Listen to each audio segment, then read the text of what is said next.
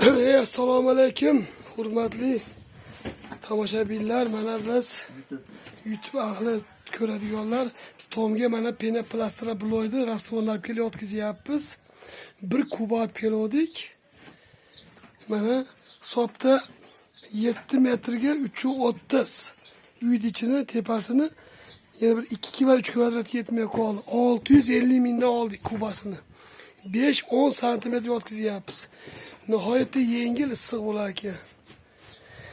Bir soatda shu yerda mana yayib qo'ydik. Yana mashinamiz ketdi. Xudo xolasa bir soatda keladi. Loy tayyor qilishyapti ekan. Lekin nihoyatda yengil bo'lar, qopga solib berar ekan. Asakaliklar bo'lsa mana manzilni beramiz. Bozorda oldida, past bozorda oldida meva karzigan oldi chiqarishar ekan.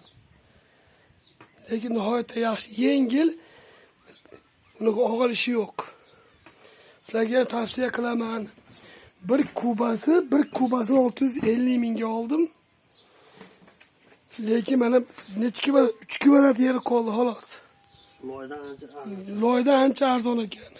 35 ming so'mdan aytuvdi, unamadim. Lekin mana 650 mingga bitta tomni yopib, yana bir dorixonani yopsak bo'ldi. Mana sizlarga shu tavsiya qilaman. Uni oqida qilib qo'ymanglar. Oqi bor, gips bloyni serios, u bo'lmaydi ekan u. Mana penoplastra bloy bor-ku. O'shandan nihoyatda chiroyli chiqar ekan, issiq bo'lar ekan. Rahmat sizlarga.